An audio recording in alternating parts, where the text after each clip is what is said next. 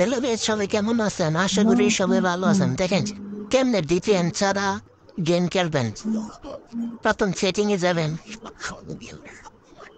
সেটিংয়ে যাওয়ার পর নেটওয়ার্ক আর ইন্টারনেটে যাবেন।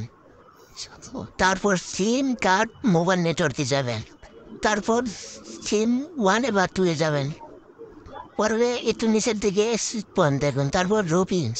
পরে একটু নিচের দিকে যাবেন, তারপর দেখবেন যে এপিএন 4 আছে, ওটা শেষ করে দেবেন। তার নিচেরটাও শেষ করে দিবেন। ঠিক নেই বিরিয়ানি ছাড়া গেম খেলা যাবে। দেখেন আমি কেমনে বিরিয়ানি ছাড়া নাই দিনে ঢুকতেছি।